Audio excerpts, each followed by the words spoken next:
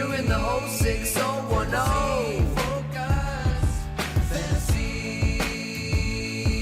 fantasy focus.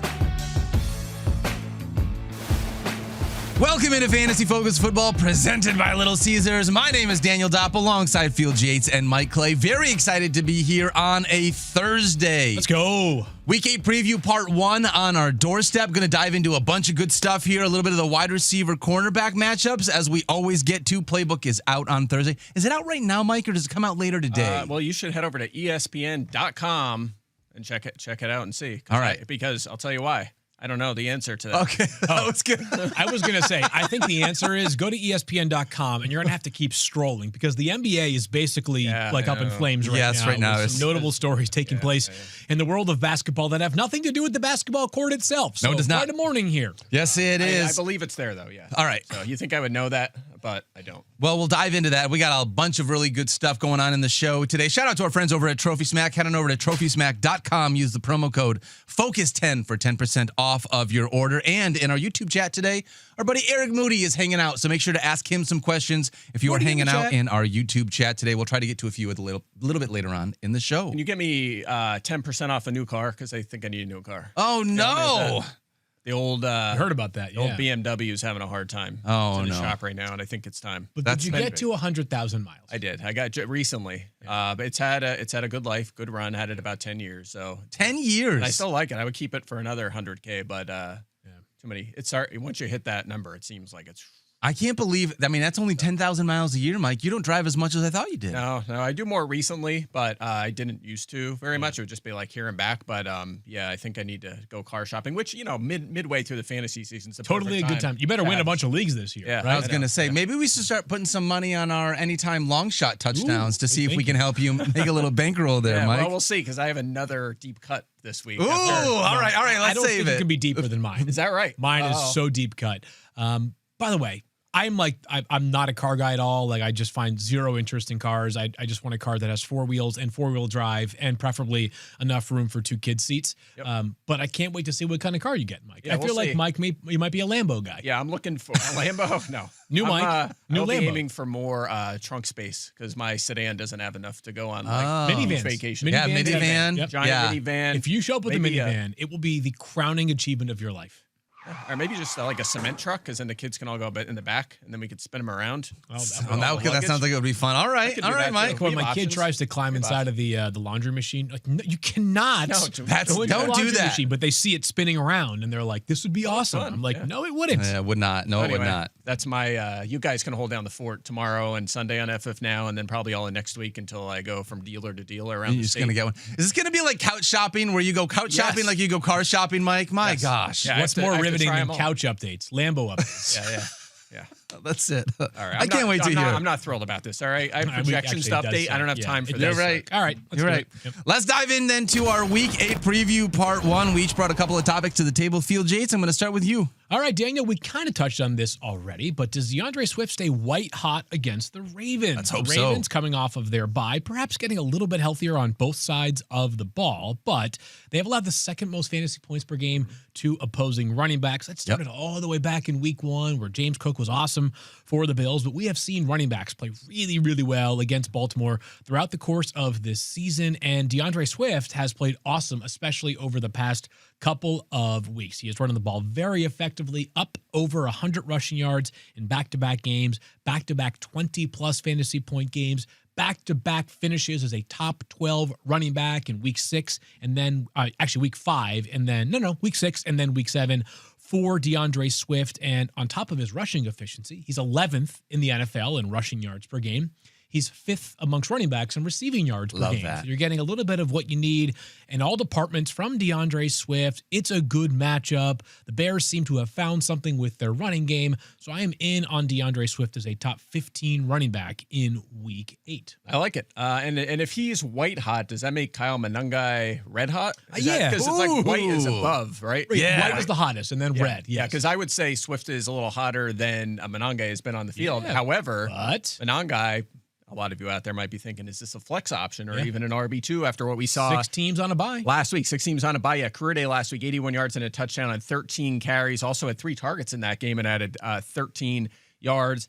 Guys, he had 17.4 fantasy points in that game. His first 5 NFL games, of course, he's a day 3 rookie, 16.9 points. So he has made the leap last week and had his best game by far. Love that.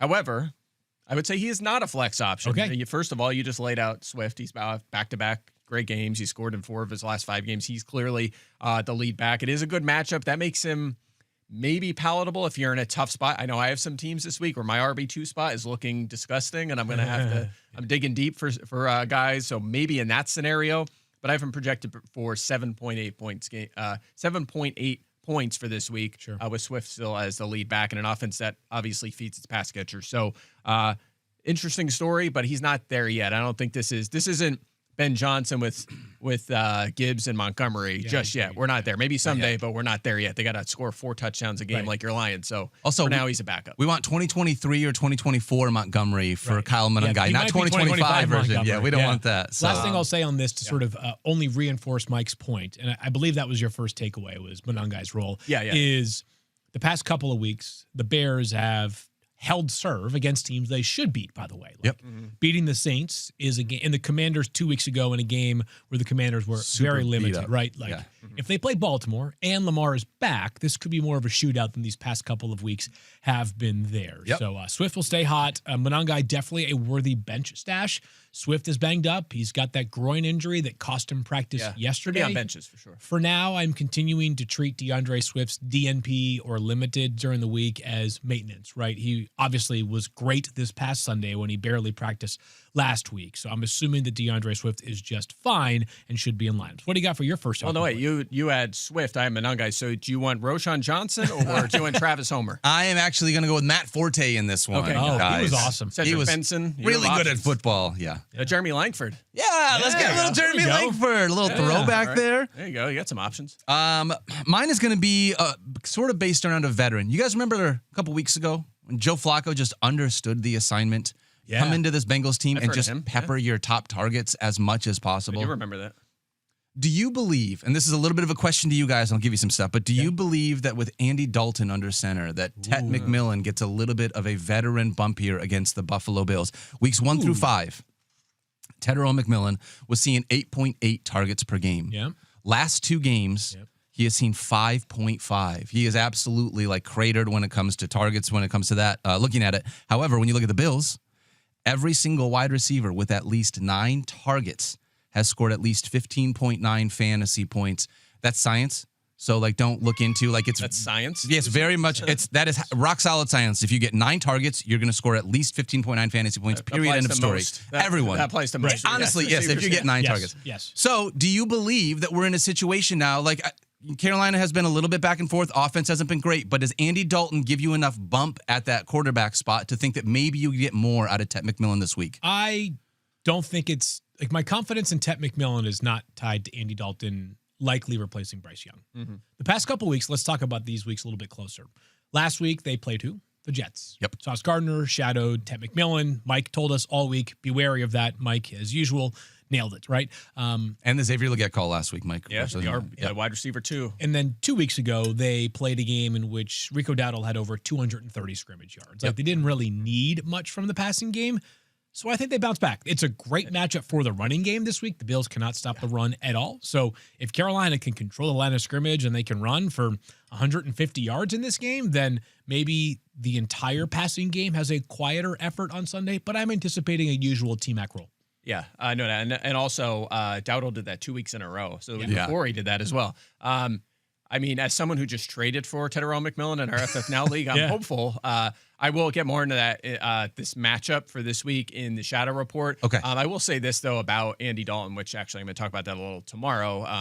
His sort of passing output.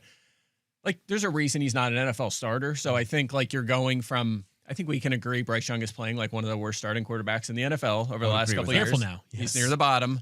Andy Dalton is probably just similar to that. I mean, similar ranges. Young's playing because he's young, and you're hoping he gets to the next level. Dalton's toward the end of his career.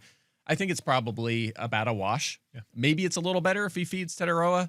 But again, I'll get into more numbers on that tomorrow, but I think it's relatively Okay. neutral. The emotional side of me when I look at this, it's like, let me get the veteran under center, start peppering my guy with targets like we saw in Cincinnati. I just want the same thing to happen in Carolina. He was doing that, as you noted, he was doing that earlier in the season with T-Mac. So I think the last couple weeks are a bit more circumstantial. They are, and that's a good point with Rico Dowdle with all the rushing that he's had. It's also with those targets, though, he wasn't as efficient as I want him to be because he's leading the league, not leading. He's one of the league leaders in targets. He's top 10 at the wide receiver spot. Yeah. But he doesn't have as many receptions as a lot of those other guys do. So there is one way that my pass catcher outlook could change for Carolina by Sunday with Andy Dalton under center is if the team signs Deontay Johnson between now and Sunday, I'm starting him. More on that tomorrow. Remember that? Yeah. Okay. Deontay Johnson? That's what I was going to talk about a little bit tomorrow. Oh, with, okay. The connection between a certain quarterback Dalton and the another. last time he was a regular starter. Of course, Deontay Johnson was terrific in fantasy. So, yes, We'll talk I'll give about you the this numbers more. tomorrow. But, yes, that does give me some optimism. So Deontay Johnson, all right. we want you back. love that. All right, so my next talking point is he has played one game, and is it already fair to wonder whether Rashee Rice is wide receiver 1 in fantasy? This was going to be one of my topics. I'm really glad you brought it up. Like, Wide how high receiver is 1? too high Wow. for Rashee Rice? Honestly. So this comes down to Mike actually said it last week about Rashee Rice. It doesn't matter where you rank him, like you're starting him or you're not, and nobody was A lot not of guys starting like him. that, yeah. Yes, and I think that's kind of where we're at with Rashee Rice. He had 10 targets last week. How many routes do you think Rashee Rice ran Not a last lot. week? He was limited. He played like half the game. He ran 16 routes. 16?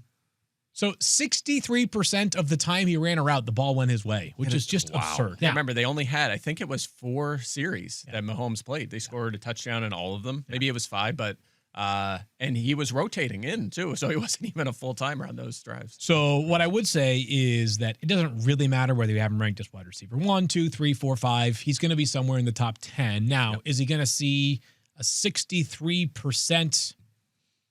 Every time he runs the route, there's a 63% chance he gets the ball. No, that'll level an off analytic dramatically. Say again? Is that an analytic you just made up? Yeah, I just made that. Yeah. 16% every time you run a route. What's it?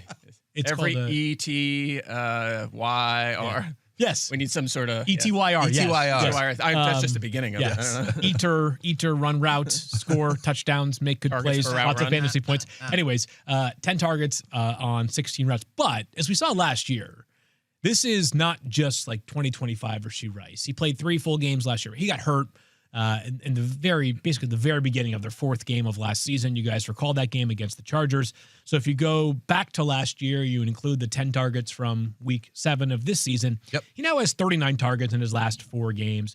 I think that he is the clear preferred pass catcher for Patrick Mahomes, which, Mike, I think once again, fortuitously, my point dovetails with your next point. Yeah, so Field, if Rashee Rice is white hot, does that mean Xavier Worthy is ice cold? Yeah, he's Yes. close to it. Yeah, I know. It's He's that's cooler it's than funny. being We are on cool the right same now. page. Yeah. We have the Bears running backs. Now we have the Chiefs wide receivers. Because my first talking point is Xavier Worthy and what we do with him. If there's reason to panic based on what we saw the last 3 weeks, and especially last week, he had 121 yards in week 4 when he returned from that injury. Yep. 3 games since, 125 yards total with 1 touchdown, 0 games, over 11.1 fantasy points. His playing time last week did not really change from the prior handful of games. However, his target share was just 12%. That's his lowest in a full game since week 9 of last season. Yeah. Of course, Rashee Rice was not playing back then. He is now.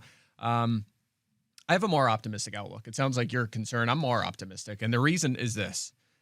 He is the War room team. Yeah. He's on my war. Yeah, he that's is fine. very. Would you say let's do target priority in this offense? Number 1 is Rashee Rice for sure. Number 2, Probably Xavier Worthy. it's either Worthy or Kelsey. It's probably Worthy. I think it's Worthy over It's Kelsey. it's probably Worthy.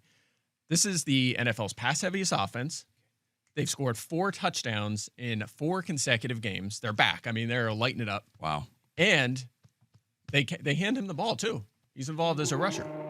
So I think there's a lot of reasons for optimism here. Not to mention this week against Washington, top 10 in yards, touchdowns, and fantasy points to wide receivers. So I'm more optimistic. I have him 25th this week. I still think he's at least a wide receiver 3, and wouldn't surprise me if there's an offense in this league that can support 2 top 20 receivers.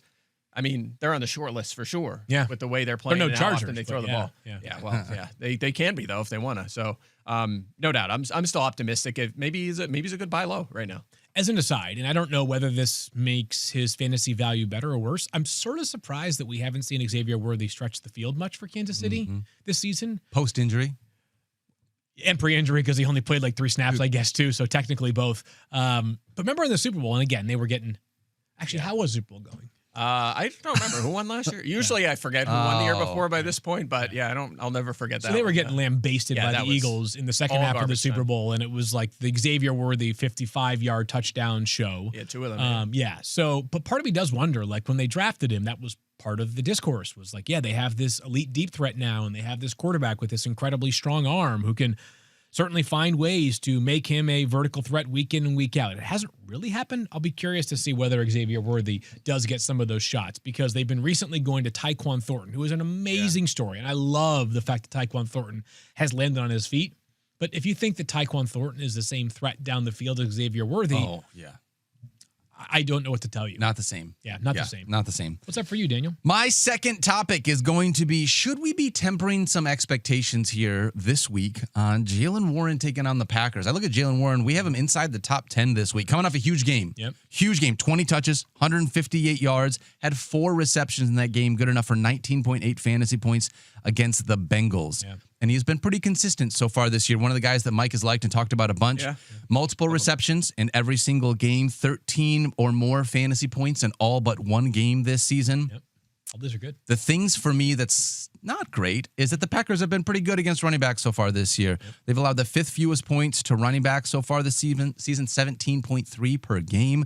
Only 3 running backs have topped 9.5 fantasy points against them, and they have only allowed 2 touchdowns this year. No receiving touchdowns to running backs. So for me, when I look at him, just what this defense is, there's a part of me that feels like, man, I think ESPN consensus is like RB10. That feels kind of high for me. That feels like, to me, I have him at running back 13. I'm only 3 spots behind you guys.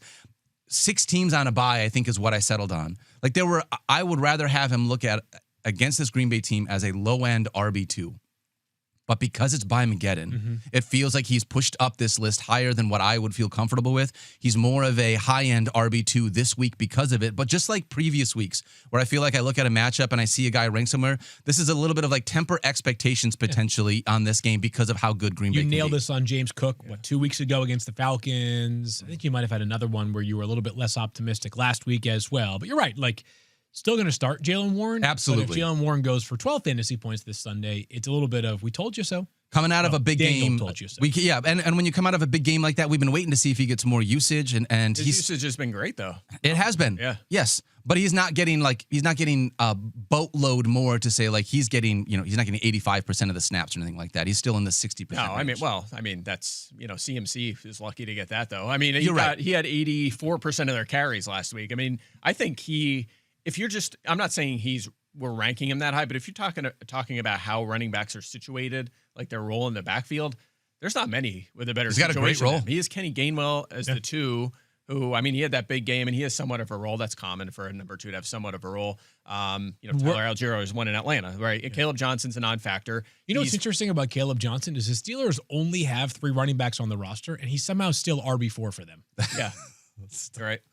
It's not. Who's 3? Calvin Austin? I don't. There is no They just 3. actually leave it vacant. There is no. Yeah. He does. They actually do give him like a couple touches a week, but that's it. Like that's all he gets. But Warren's getting the bulk of the carries, which is new for him. Yep. And that was something that I feel like I missed in the offseason till like August, which was the reason he never, and we acknowledged it, but we didn't spend enough time on it, was like the reason he didn't play much his first few years in the league was because Najee Harris was the only running back to not miss a game for those 4 seasons, the only one in the NFL.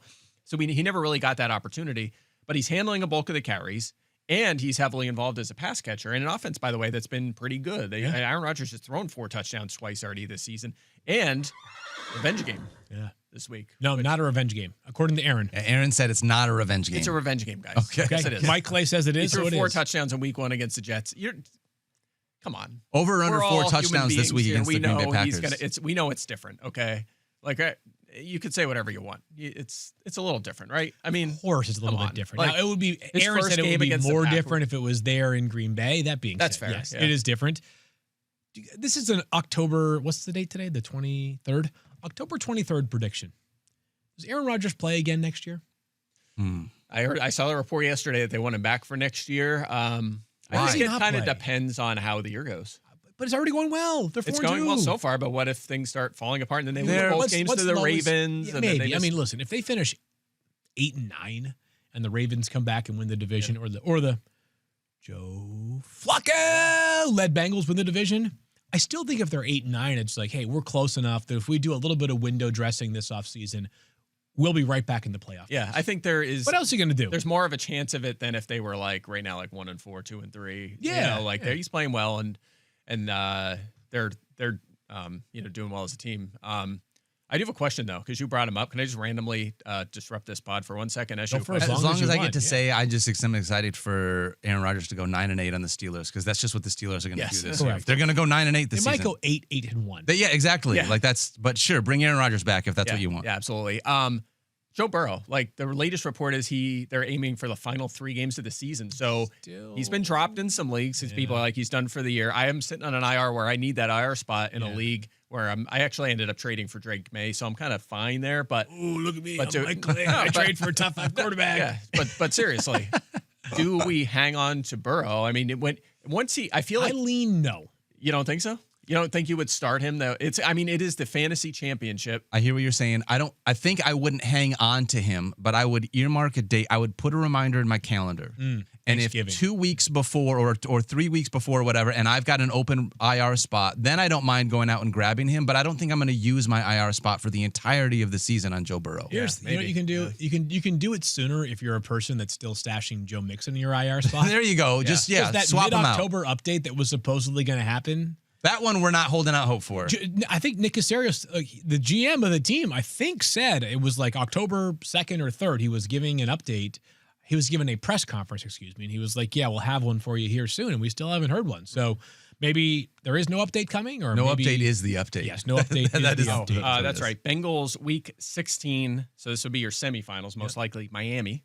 Oh, love that. Week 17, your championship on the line, Arizona. So he's startable both of those weeks. So I think Joe it might Burrow. depend too on your situation. Like if you have Josh Allen, Jalen Hurts, Lamar Jackson, you might think, I don't really need to do it. Yeah. But if you're starting like Baker Mayfield or some like a mid to back end QB1, you might get an edge by hanging on to him. And Sure. And he's the kind of guy. This doesn't always apply, but he's the kind of guy when he comes back, you could plug him right in. Like he Right. may come in and throw for 340 yards immediately, especially against be Miami awesome. at That'd the be end of the sick. year. So You know what? Hold on. You know. I don't think you should be adding him in any leagues. Like, I think you should- Miami might legitimately get relegated could by the be- time we get to there. No, Yeah. they They could have a also, CFL they team could that also takes trade over. for Micah Parsons. That's Sorry, I true. just hold The the other other part of it, Continue too. talking about The it. other- Don't the other- add him. yeah.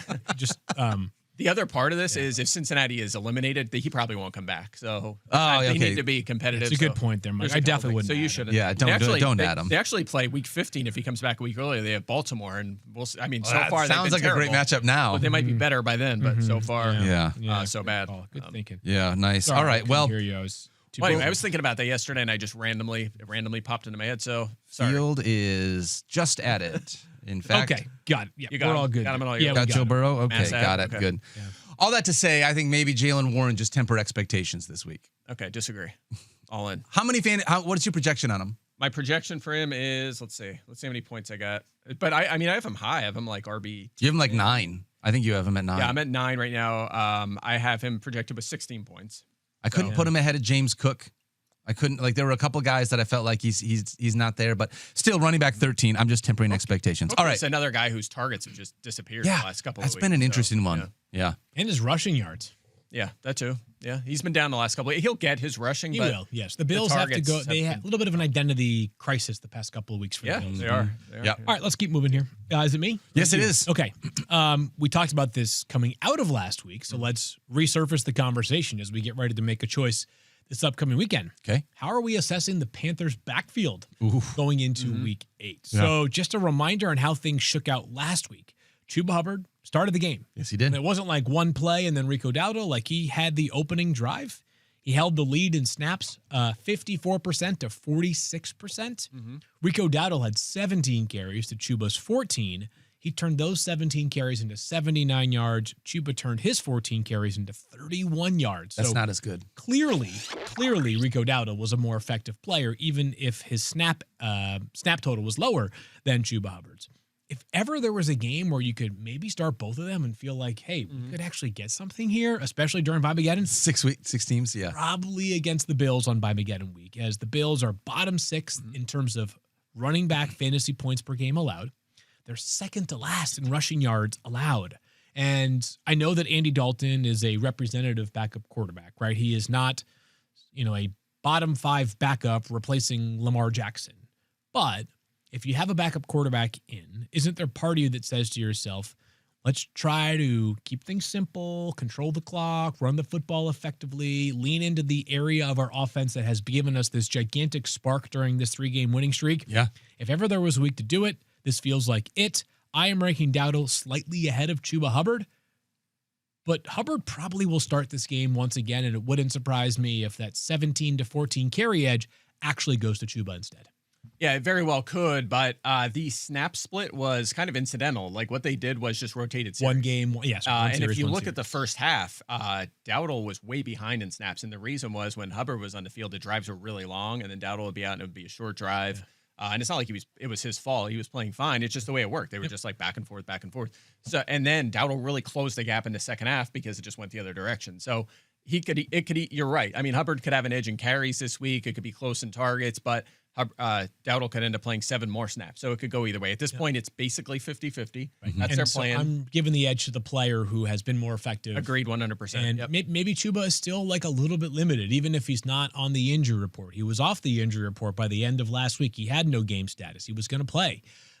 Maybe that calf is still at least somewhat bothersome. And so that could explain his relative struggles last week. It was also his first game in 3 weeks. Rico's got these fresh legs.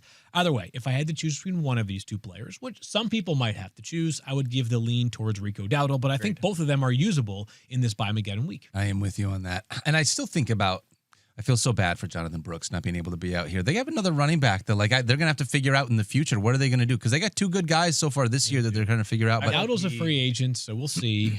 Hopefully Jonathan Brooks can come back healthy. Get some attention on the market. He should. He should. Yeah. He totally should. That might be the new wave of running back contracts. It's just 1-year deals for these guys who are good enough to be starters, but not dominant. He has been dominant of late. Dobbins sort of deal. Dobbins, Dowdle, Javonte Williams, all Dobbins' those deal was cheap, though, wasn't it? Didn't you say that coming into this? It was like 1 year, $5 to $6 million. And Dowdle's wasn't. I guess that's 1 year less, up to $6 million. Up to 6 for Dowdle, yeah. Javonte Williams was 1 year up to $3 million. Like, I'll take a cheap NFL deal, guys, for what it's worth. Like I would gladly sign up. I will, out of the goodness of my heart, for all of us, we'll take $6 million. I'll do that. I'll sign up. I'll be a special teamer for $6 million for sure. Done. All right, Mike Clay, you're up next. All right, guys, I'm going to talk through some quarterback. I'll say fringe starters, but at least 2 of these guys are definite starters. Okay. I'm going to start with a guy who's probably the fringiest of fringe starters this week, Jackson Dart. Has been so good. Yeah, he has been really good. Had exactly 2 touchdowns in his first 3 starts. Had 4 last week in that game. Or he had exactly 2 in his first 3. But last week he made the leap to 4, so it was a kind of a leap forward for him. Also career high in passing yards. And that was offset by a dip in rushing yards, only at 11 after he had 50+ in his first 3 games. I think at the end of the day, it's going to meet in the middle. He's going to do some as a rusher. He's going to... I'm not doing it on purpose. For those listening at home, Mike did the... It was 6-7. It was Ricky Bobby. It was like, I don't know what to do with my hands. No, it's gonna even out. That was cute. Can't do it now. No. You nailed it. But yeah, guys, 3 top 10s in 4 tries so far, top 3 each of the last 2 weeks. He's playing fine. His passing efficiency has been okay, pretty good for a rookie quarterback. But I think better. He's facing the Eagles. He deserves some credit. Better than fine. But better than relative to a rookie quarterback. Yes, he's better. Good. He's been a good rookie. I'm impressed. Quarterback. Yeah, me too. No doubt about it. But the Eagles have only allowed 7 passing touchdowns so far this season. But Dart, on the other hand, had 23.6 against them. Most of it on the ground a couple weeks ago. I think we may have been there. Was that a dream? Yeah, that wasn't a dream. It was a nightmare. A nightmare? Well, this is one of those weird scenarios, too, where they play like the same team twice in 3 weeks. Yeah. I hate that. I agree. I don't like kind it. of agree, but I think it's an interesting measuring stick for both teams. So I want to see the Eagles come out and actually show they're the better team this week against It's like, them. how quickly did you learn from what happened in that game rather than be like, oh, that was at the beginning of the season. They're a totally different team now. You should be motivated. I am curious to see how the Eagles perform in this one. Absolutely. But anyway, I have him at 12 this week. So I think he's a borderline starter. Okay. The Eagles are still a very good defense. Like it. I think he's a starter as well. So that's start. I got 2 more.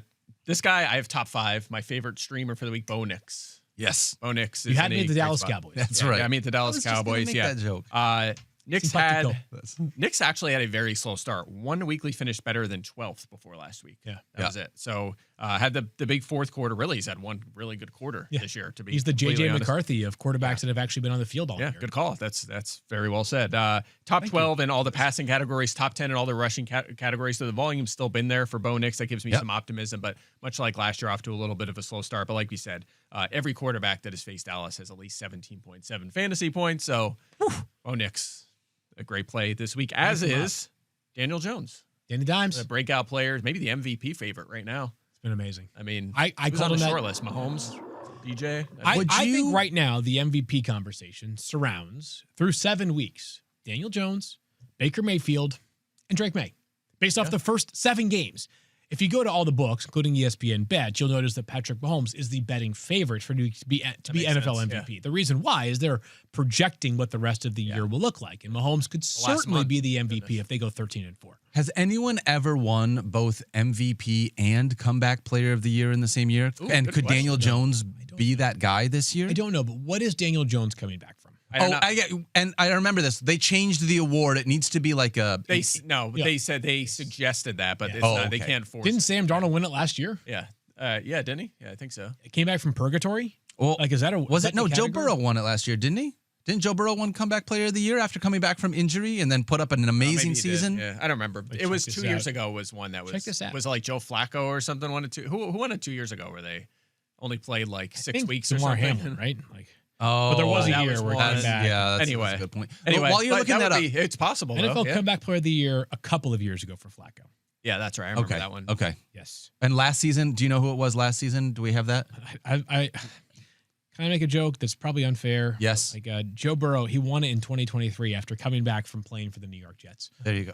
Joe Flacco. Well, Joe Flacco. Yes. What did you come back from? I was the Jets quarterback. Yes, That's that's what I right. came back Yeah. from. I mean, and honestly, The poor like, Jets. Jets fans, I feel so bad for you. Like, I just can't get over it. It's like every time I think there's a glimmer of hope, Dude. Yeah, me last year. I mean, that was my lesson learned. Now I understand the life for Jets fans. That video of that kid, I felt I so saw bad that, for yeah. him. It was like, I was born into this and I'm never going to leave it, but I just hate being a Jets fan. It's like, I feel you, man. I felt that way as a Lions fan for a long time. Burrow but- won it last year. Nice pick. Yeah. by Thank you Nice very call by much. Thank you Yeah. very much. Like, can I ask a question about your 3 quarterbacks, Mike? If we had to do like a Amazing what? start bench cut on your 3 quarterbacks bench for cut. this week, Okay. how would you do that? Start Bo Nix, Okay. bench Daniel Jones, Daniel and I guess Jones. cut Jackson Dart just for this week. Just for this week. Yeah. We're not actually but honestly, doing it, but for the season, I don't know. I mean, if Jackson Dart just keeps playing better, I mean, their schedule is brutal. sure. So maybe he's still third in line. But dude's been Nix and getting the Jones are job done close. against some tough matchups, I know, too. yeah, Like I the know. Broncos last week was the ultimate fade spot. He went out for 4 touchdowns. That was very unexpected to be That honest. makes, so. by the way, that's another topic at some point, but that makes kind of the Dallas offense and Dak kind of a fascinating situation this week because they're going into Denver this week, and Yep. I think you have Gary, to that's play a him. tough matchup. I think you play him, but You have to. I don't think you have, I mean, you have a choice. If I have Dak Prescott as my quarterback, he's been so good that it would hurt me more Yes. to see him play and score Yep. 22 fantasy points Agreed. than not play him and stream somebody else who gets you, whatever, By 20 the way, to 24. just to put a bow on this, Daniel Jones has actually been outside the top 10 at quarterback for the last 5 weeks. Which Wow. is kind of surprising. Maybe been he's not just the outside MVP. 2 of those weeks. Yeah. Well, this is just fantasy there. He's, No, he's doing a great job. fantasy finishes matters. Yeah, rushing touchdowns have been good, but yardage has not, and that's kind of limited his floor a little bit. But the Titans, they haven't faced a ton of volume, but they have struggled against the pass and could be out down Jeffrey Simmons and L'Jarius Sneed this week. Sneed So will be out. and And Simmons- Drake May last week 23 points. So Jones, I think, is a fine mid range. Oh, man. So a couple guys. You talked about putting a guys. bow on it. I'm going to put a bow on your bow Okay. because your bow was Bo Nix. My bow is a guy that needs a bow. His name is Evan Engram. My question is, when you take on the Dallas Cowboys, we talk about how suspect their secondary is. Start all the wide receivers against them. What about the tight end spot? Do you think that Evan Engram this week with 6 teams on a bye can be a potential starter this week? Nobody has given up more passing yards than the Dallas Cowboys. Dallas has also given up the second most passing touchdowns, 6 touchdowns, over 2 per game. And we always talk about when you look 16, at this. right? 16. Yep. Yeah. Yep. You said 6, I think. I'm sorry. That Did would I? be low. Yeah, it's okay. Yes. No, 16. 2 per game. And then, like I said, we always talk about start all your wide receivers against him. I went to look at how have tight ends played against the Dallas Cowboys What'd so you far find? this year.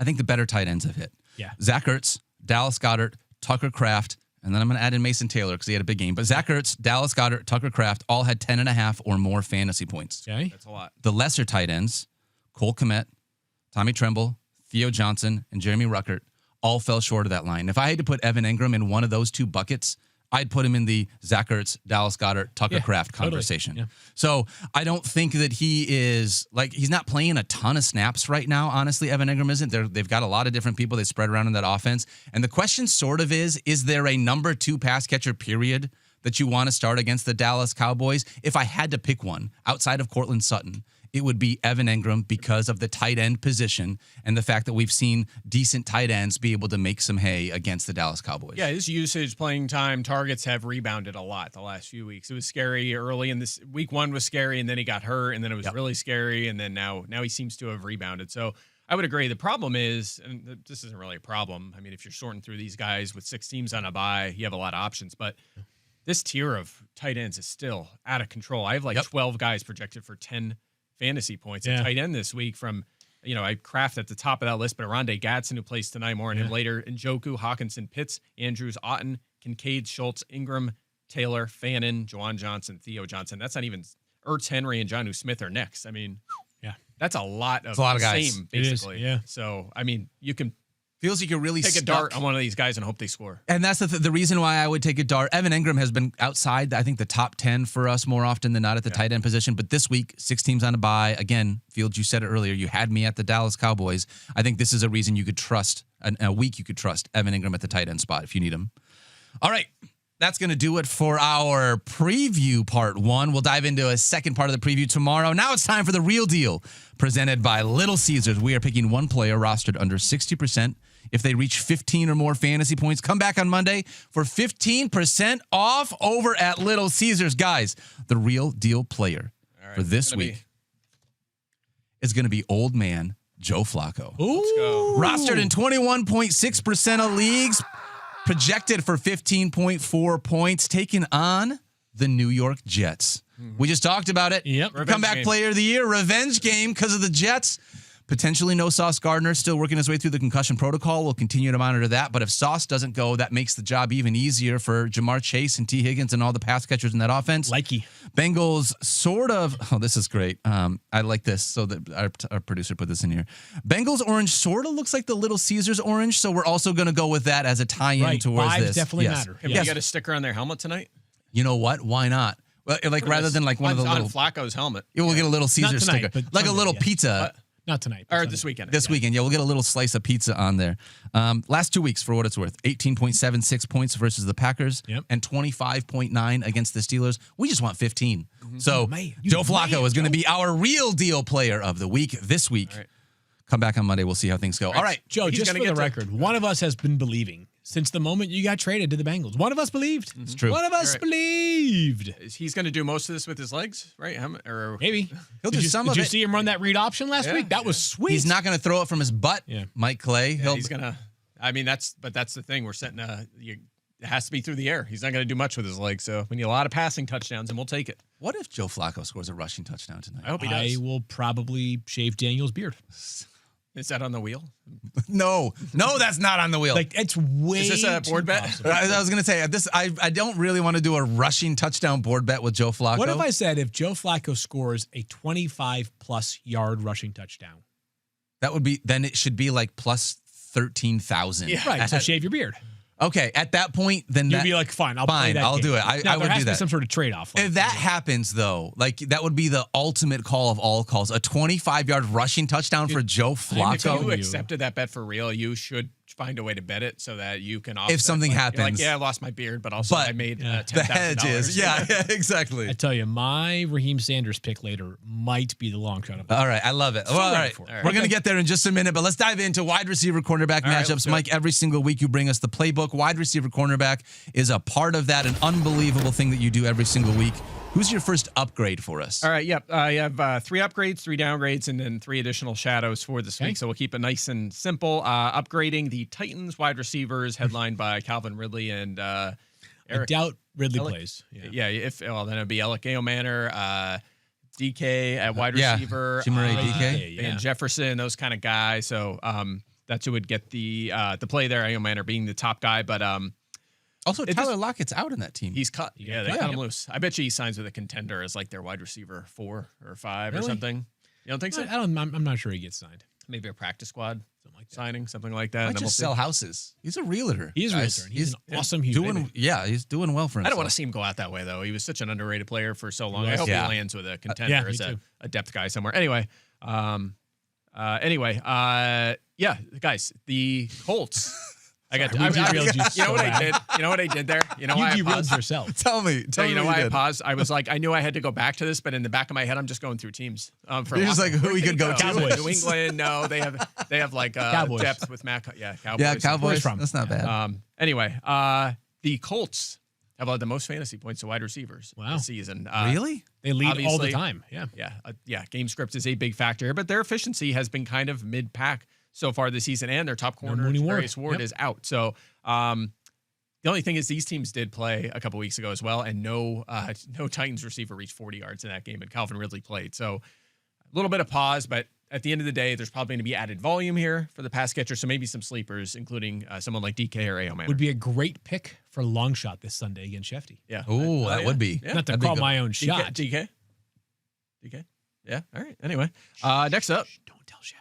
All right, I won't. Broncos wide receivers led by, of course, Cortland Sutton against the Cowboys. You just kind of talked about this with Evan Ingram, but it applies to the receivers as well. The Cowboys allowed the second most fantasy points and an NFL high 12 touchdowns already to wide receivers. Yep. They have been better the last couple of weeks. Don't get fooled by that. They played the Jets, the Panthers, and then last week the Commanders, who are missing Debo, McLaurin, and Noah Brown. They still allowed 17 plus fantasy points to Garrett Wilson and Tedero McMillan during those games. So still a team that's probably going to be without Trevon Diggs is an upgrade. That Tedero game was so frustrating to me. Three catches, it was 2 three, touchdowns? but he had 2 touchdowns. That's the thing. Like I wanted more volume in Fair. that game. I still will take 2 touchdowns. I will too. I will Yeah. too. Yeah. But I'm just complaining. No doubt. You It's got okay. to work That's your what way we do through. here. That's what we do. So yeah, we like Sutton there. Franklin and Mims, more like deep league flex options if you're in a tough spot during Mageddon.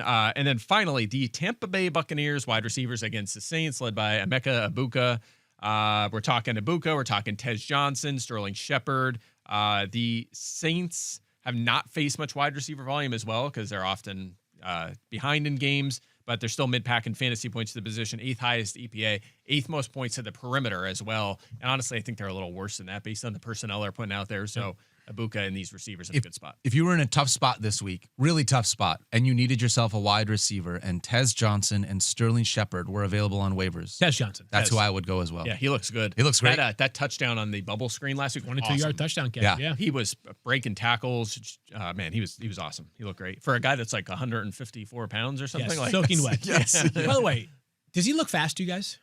Yeah, I think he looks really fast on that bubble screen. You know what's amazing is Tej Johnson, who looked fast every time I watched him during college. And then he runs the 40, and he ran like a 4.55 Which 40. is unbelievable slow for For someone a guy that who's weight. 142 pounds, like you're expecting 4.37. Yes. And I was like, I don't understand this. Like usually we see guys who look slow on film but run fast in They the play 40, and you're like, fast. I got to Yeah. go back and recalibrate there. It's very rare where a guy looks incredibly fast, and you're like, how are you a 4.55 guy? Yeah. I think he might have been wearing ankle weights. Oh, Maybe. is that what it was? That's what Might it be. was. I mean, I can't explain. He went up from 142 to 144 pounds of those weights, but still. He might have been wearing he might have borrowed someone else's shoes and was wearing a size 8, so it was just like 3 sizes too big for him. He's just more quick. Maybe he's more quick than fast. You know, bubbles. That could be it. Shifty, agile. Like That could be it, Mike. Guys like that. All right, guys. You want to talk downgrades because we have 2 big ones this week potentially. The first one is this one has a giant Q next to it. Sauce Gardner shadowing Jamar I'm going Chase. to check the intermittent. Yep. Yeah, check that. Jay, you can check practice right report. If Gardner plays, he will most likely shadow Jamar Chase. Is going to be one of the best matchups of the season. Sauce has shadowed several times this year. DK Metcalf had 12.3 fantasy points. Mike Evans 13. George Pickens 13.7. Cortland Sutton 2.7 and Tedoroa 6.3. He has been outstanding. So we're obviously downgrading Chase if he plays a little bit. Still starting him, but downgrading him a little bit because he's done such a nice job this year. But the secondary receivers here have done a really nice job against the Jets. Only 4 receivers have 14 points against them this year, and it's been secondary receivers the weeks that Gardner has shadowed.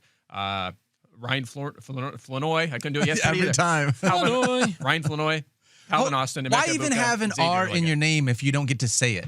Like, I know, that's the silent thing. R. It just makes me feel like I'm supposed to say it. There's some names where I Yes. need a second. I just need a second to process the name and then I could say it, but Yeah. I can't do it with it. I think this all comes back to generations ago. It probably was Flournoy, Yeah. right? It's like the Kelsey brothers. Their last name, I think, like maybe their grandparents were the Kelses. Oh, really? yeah. It's evolved over time. To Kelsey. You had the E on the end of yes. it. Oh, interesting. Bill Belichick is Belicic. That's his last name. It's like Licic? yeah, it's like he's got Croatian roots, and I was going to say that sounds like Polish or something like that. Yeah. Some Eastern European thing. I don't know. I feel like I've heard of several of these. Is yours Yates or something? Like, what's yours? I don't. You know what? Yeah, Yates. Is that what you get when people Yates, do? You ever there it is. call you Yates? Is Fields Yates there? No, people are so confused by my first name that they're like, "Your name is Yates Field." I'm like, why is Yates more believable as a first name than Field? I don't answer spam calls anymore, but when I did, I would always get, is Daniel Dope available? Yeah. And that's like, I'm not a guys, dope, come I'm smart. on. Yeah. There's no E at the I'm end in. of this. I'm in team two first names, so I get called Clay. Sometimes. Yeah, that's fair. Yeah, that makes That's sense. fair. Yeah, That checks it does. out. Although Mike's kind of a random last name. Mike. Yeah. Michael, Clay I guess. Michaels. Clay Michaels. Oh, there you go. That could be it. Yeah. Clay Michelson. Wasn't that no, that was Clay Aiken was the American Idol. The American Back in Idol. the day. Oh, It Mama was. Dopp loved some Clay Aiken back in the Kelly day. Clarkson forever. Yeah. Yes. Yeah, she rolls. We famously had this debate, Matthew and I, way back in the day. Yep. I argued that Kelly Clarkson was the biggest star to ever emerge Absolutely. from American Idol. my favorite. Yeah. Barry there's Underwood was Barry his, Underwood, which yeah, I think is That's- nip tuck there. Like they're Yeah, both yeah. unbelievably popular, but like Kelly Clarkson, both of them are still doing it to this day. But like Kelly Clarkson's transcending music now, Yeah, too. no She's doubt. No doubt. Yeah, she's unreal. Ruben Awesome, Studdard awesome. was real good back in the day. I loved Ruben. I don't know if you guys knew Ruben Studdard. Yeah. All right, no big deal. I know Ruben. We do a power ranking. But Yes, we yes, just- we just, should like- do that, We yes. just like rank random things on the show every That day. would It'd be a Like, great Friday segment. Yeah, there we Yes, all fantasy, everything. All right, cool. So that's we'll keep an eye on Sauce's status. If he plays, Yep. we are Yep. up downgrading Jamar Chase, upgrading T. Higgins, and if Sauce is out, then we're upgrading all of the Bengals offense. Yeah. That will be very Mike, are you willing to put your money where your mouth is and rank T. Higgins ahead of Jamar Chase, knowing that he's going to have a better matchup? No, if Chase is way up here and we move him down, Higgins is down here, we're moving him up. It's still like that. There's still a gap. Found no Okay. update on Sauce Gardner, by the way. Okay. Did not It's the practice Jets yesterday, offensive waiting. coordinator talking right now, who's not being asked much about Yeah. Sauce Gardner. I'm leaning like cautious pessimism on him playing, but we'll for now, we're just We'll see. monitoring. Yep. Yeah. Next one, guys, and this one is CeeDee Lamb against Pat Surtain II. This Yep. one is going to happen, and you ready to check this out? Yeah, check this out. Yo, check this out. Check this out. Check this out. Check this out. Check this out. Yo, check this out. It's time to check this out. Yo, check this out. He's the best. Dropping the football is always going to be the best, guys. It is. You're welcome. I thought you were going I to did get an that on- I abacus did in that there. on purpose. Oh, Yeah, of sure. course. Yeah. You thought I was going to what? Get an abacus somewhere in there because you have like a little like a time We thing. did. We just cut that down to that. I mean, we taped a whole bunch. A Of bunch stuff. of I'm things? serious about Okay. my art. Okay. Okay. All right. All right, check this out, guys. The Broncos have allowed league lows in yards per target, 6.1. Okay. Touchdowns, 1. They've allowed 1 touchdown to receivers this season and the fewest fantasy Who points. was it to? Do you know? I do not. Okay. Amon But- Ra. Was it? Did I they- said think so. Amon Ra. I don't think so. I don't think we They played. haven't played the Lions, but I just felt like yeah, it giving was him still credit. him. He's that good. It's still him. That's fair. Ruben stuttered. How about how many wide receivers have scored 20 points against him this We year? go 0. It's 0. Yeah. Wow. They have been dominant. Here are the results, the fantasy point totals of the players that Pat Surtain has shadowed so far this season. Calvin Ridley, 6.7. Michael Pittman, 8. Quentin Johnson, superstar, 14.9. Jamar Chase, 7.3. So he shadowed Chase, 7.3. A.J. Brown, 9.3. Garrett Wilson, 4.3. That's 8.4 fantasy points per game. Quentin Johnson was the touchdown, right? Didn't he have that long touchdown against? Yes, he did. That's what it was. the one. That's what it how was. he got to 14. Yeah. Yeah. So, yeah, that's 8.4 fantasy points per game. The only one to get to double digits was Johnson, who scored the touchdown, and that 4 wasn't for even against 49 Surtain, and a I don't touchdown. believe it. Yeah. Yeah. So it is. So that's kind of like the tricky part of this with CeeDee Lamb. I mean, it's CeeDee Lamb. You're going to start him. Yep. He's going to be in the slot about 20-30% of the time, so he will escape Surtain a bit. And sometimes you'll see those guys get featured on those plays. But there's real bust potential here, and there's plenty of evidence of this because superstar number 1 receivers have been held in check to single digits against him. So that does make me a little bit nervous, but at the same time, it's probably more of, again, like a DFS thing more than it's like a regular fantasy thing because you can't bench CeeDee Lamb. Yeah. Yeah, agree. And you're starting everybody else against them as well. I mean, you love Jake Ferguson, you love George Pickens. I feel like, Yeah. is there anybody? I mean, do you? Yeah, Pickens in a good spot on the other side. He'll get Riley Moss. So actually, it's still a tough matchup across the board because, again, they've allowed 1 touchdown to receivers this season. But Pickens in a better spot than Lamb is. He should try to do a thing where every time he shuts down a wide receiver, he says, "You got mossed."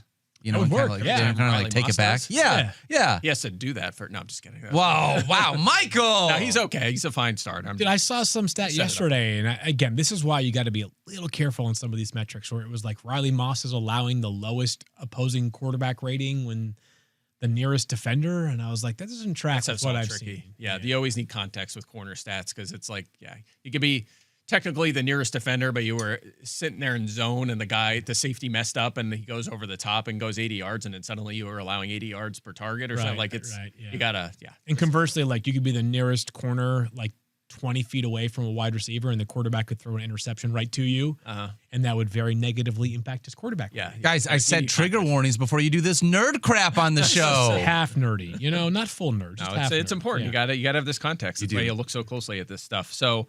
Anyway, CeeDee Lamb has been red hot. He actually has exactly 110 or 112 yards in every game he's played this season. No way. Wow, is it going back and I'll forth? take the under.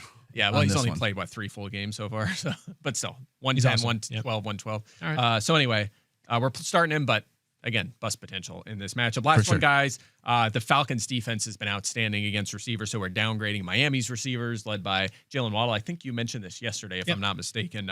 Only 2 receivers this year have reached 12 points against the Falcons. So if one's going to get there, it's Waddle. But again, they have been very good. So a little bit of a downgrade there. I don't know if we have a full screen, but there are 3 other shadows. I'm not. Did he say yes or no? You say yes? He did say anything. On a full screen, I do not know if there is a full screen. We'll I think find out. it's a Start talking lower about them and third. We'll find out. Yeah. Well, they are. Drake London against Rasul Douglas. Okay. A.J. Brown against Paulson Adebo. They met a couple of weeks ago, and A.J. Brown did a nice job. Adebo is questionable as well, so we don't even know if he's going to play. And Tedero McMillan against Christian Benford. He is all those guys. Those just are all listed, pluses, you're saying? These are all neutral, basically. Benford is a pretty good corner. He got paid, but he has struggled. Like ones against him have done well this year when he shadowed. Adebo, same kind of thing, mixed results. He's a good, but he might not play. And then Douglas has not been especially good, but he's their de facto one in Miami, and he is shadowed. He's shadowing number ones a couple times, so he'll get Has straight. Darnell, has number 2 receivers or have number 2 receivers done well against? Actually, no, and the reason is Miami, again, no one throws on them. They've faced this. Yeah. They've actually allowed the fewest wide receiver yards per game this season. Unbelievable. Believe it or not. Yeah. But they're not very good at it. They just haven't been attacked very much. Teams are So. just pounding the rock against them. Yeah, so I expect Atlanta receivers to have an efficient, but maybe a little bit of a lower volume game. If you get 6 or 7 targets out of Drake London, you might be like, I'll take that. Just hope he scores. In this one. Got it. Okay. That's it. Let's move on. Good. Go check out the shadow report. Okay. One more. If Garrett Wilson plays, DJ Turner, who's been really good this year, will shadow him, but I don't think Garrett Wilson will play either. Include it. And if Garrett Wilson plays, I still don't know who's going to be quarterback because Tyrod Taylor was announced as the starter, but then he also was announced to have a knee injury. So I'm not. There was some reporting suggesting he could start, and then the Jets doughner took a gigantic. He did. He just completely undercut Big Justin swing. Fields publicly. Yeah. And then a day later, Double down. we found out that Tyrod Taylor's got this knee injury, and then on top of that, Justin Fields was like, I did not hear it from Woody Johnson. Let me just say this. Justin Fields, complete class. I know he's not very good, but complete class, man. Very impressed by how he's handled all of this. His faith has really guided him during this time. Yeah, no doubt. Then they asked Aaron Glenn about that too, and he was like, "What? No, that's nothing. What are you talking about? That didn't happen." I think the Jets need a lot of things right silly. now, including we need to adjust our media strategy a little bit. Yes, That's fair. Just pretending That's stuff fair. didn't happen is not good. The owner should just go up there and be like, we're working very hard. And the head coach should go up there and say, we are working towards a quarterback decision. There are some factors that will contribute to that. You'll know more later in the week. That's fair. When you say it's a competitive disadvantage to reveal your starting quarterback when you're 0-7, it doesn't hit. That's not great. Anyways. All right, let's do Thursday we gotta night get football ripping here, preview. We got Vikings taking on the Chargers, guys. Where do you want to start with this one, Field Yates? So I want to note, and I think people probably are aware of this, but because it's a short week, there's not as much coverage of practices. Aaron Jones is eligible to play tonight. He is questionable to play in this game. There's been some suggestions he actually will give it a go tonight.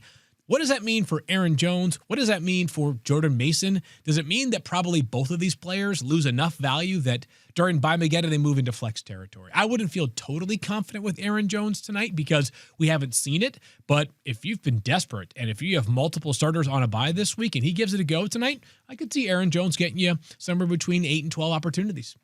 I would agree. He's that type of player who he could come back and just play right away. They don't. It's sometimes guys will be limited, but I will say this: week 1, when they played together, Jordan Mason still kind of dominated the carries. He had a pretty nice edge. I don't expect that to change either way. I think Mason's going to be the lead ball carrier and generally the goal line option. Jones would replace the Xavier Scott role and then some. Like he'll be involved and maybe takes a larger share of the carries and then a lot of passing down work. So I agree with what you just said. I mean, if you're in a tough spot, he's a flex. Ideally, you leave him on your bench, but you might not have a choice this week. Doesn't feel great. And I'm still starting Mason either way. Yeah, I mean, you probably have to this week. Yeah. One of the things that I'm looking at, are we ranking Jordan Addison too low? Can you pull up Justin Jefferson's game log on your phone real quick? We'll do that, yes. Do you mind? Because I'd love to look at just the last couple of weeks. I look at Jordan Addison. I have him as wide receiver 19. You guys have him as wide receiver 24.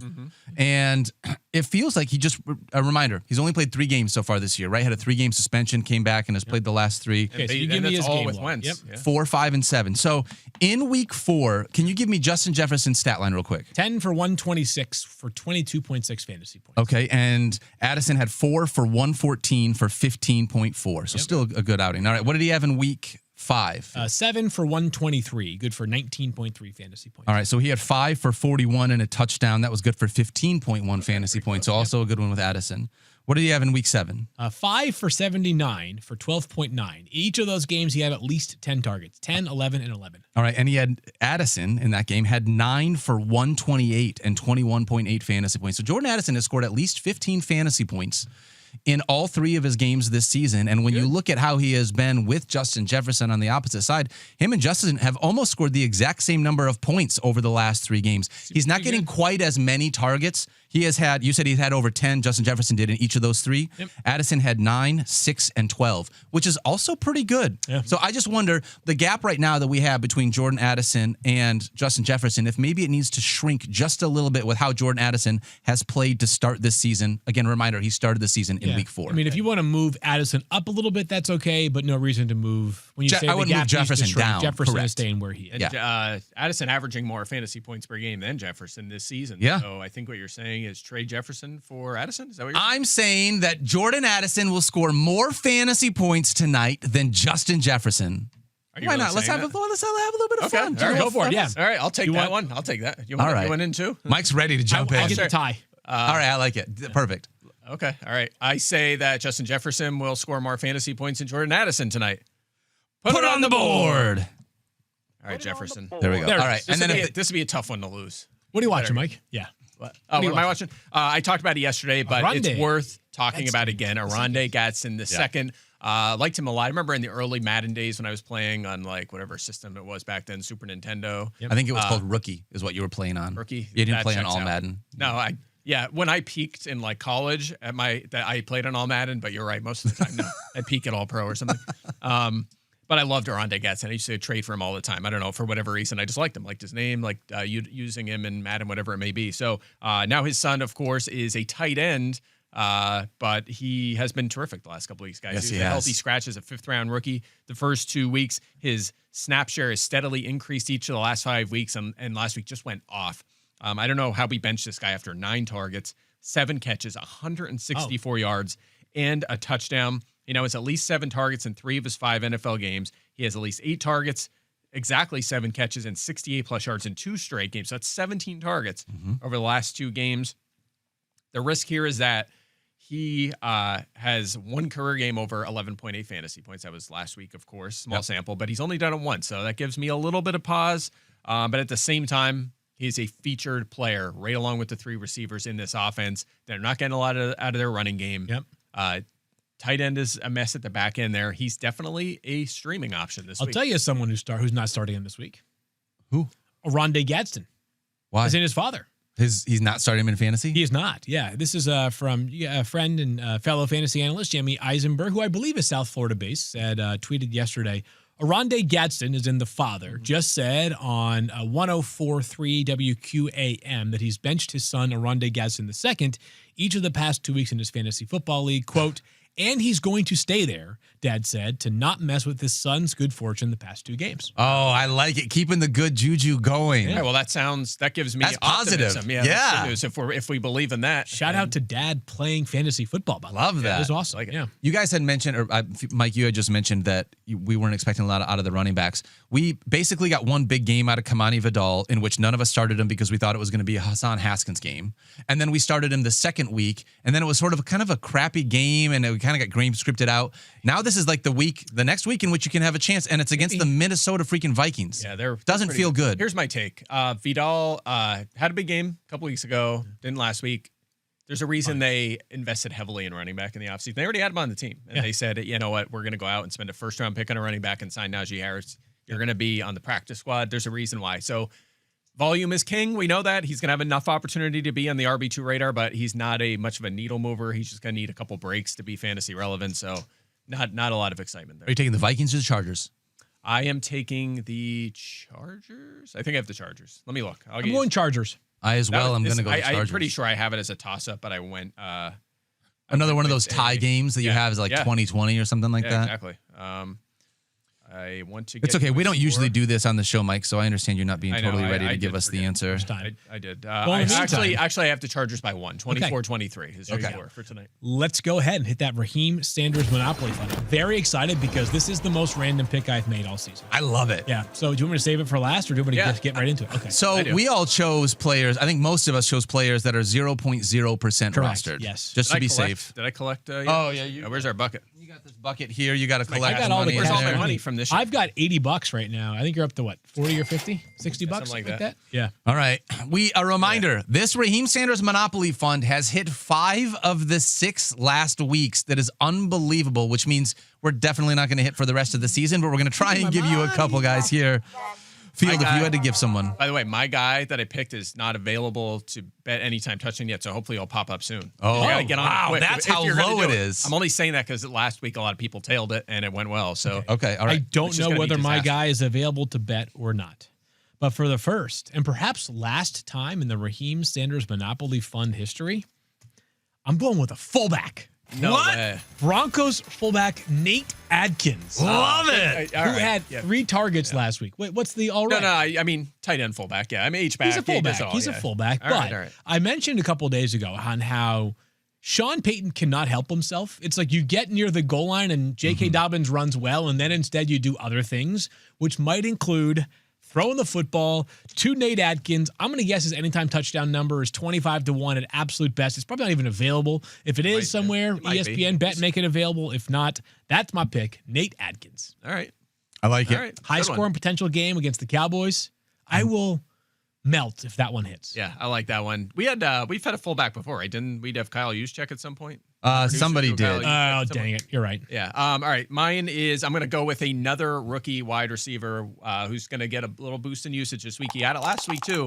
Arian Smith, New York. Ooh, yeah. 0.1% rostered, 4th-round rookie. The Bengals have allowed the 3rd most passing touchdowns so far this season.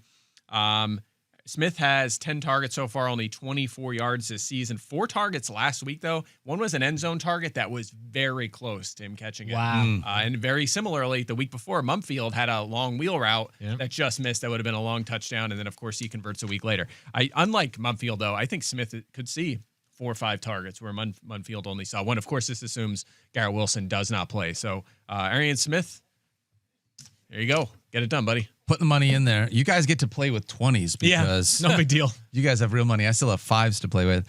The player I'm going to go with here is the 3rd tight end fullback that we have chosen this year. Well, I mean, Another one. Connor Hayward. I'm going with Connor that's a good Hayward. one, actually, Pittsburgh yeah. Steelers. Revenge game narrative. Aaron Rodgers finding a tight end in the end zone. Didn't he find 3 tight ends for touchdowns just a couple weeks ago, guys? And Hayward had they threw him like a 50-50 ball in the end zone too, I believe, in that same game, if I'm not mistaken. So I'm going to go with Connor Hayward, rostered in 0.0% of leagues. Connor Hayward at ESPN Bet, plus 1,300 for an anytime touchdown. Plus 1,300. Plus 1,300. Wow. All right. And then our producers are going to go with Tyler Johnson, rostered in Jet receiver. 0.0% of league. Yep, another Jets Yeah, I receiver that like was it. involved last week. So we'll see how that. Obviously, we're assuming with these picks that if there's no Garrett Wilson, you're going to have to throw the ball to somebody, right? So we'll It's see what also happens. amazing that we've got 2 picks for the Jets who rarely score touchdowns. Yeah, Yes. that makes me nervous. Yeah. I'm actually surprised no one picked, because this was on my list too, were the Miami tight ends with no Darren Josh Waller. Hill, yeah. Julian Hill and Julian Hill, Tanner sorry, Connor yeah. will be their tight ends, much like early this season. I'm surprised no one picked them, but I just like teams around that the play football, have an offense. yeah. Well, The you know game what? is indoors. We're trying we're- to find silver linings. We're here. picking guys from bad offenses, but there's a reason they're 0.1%. That's roster, right. because They're in bad Right. offenses. So As I said a few weeks back, there's never a good justification. There's never a bad justification. That's right. It's always vibes. It's always vibes. That's the fun. Yep. All right, that's going to do it for us today. Have fun watching Thursday Night Football tonight. We'll be back tomorrow with part 2 of our Week 8 preview. Don't forget to love each other. Be kind to yourself. And today's show was presented by Little Caesars. We'll see you guys tomorrow.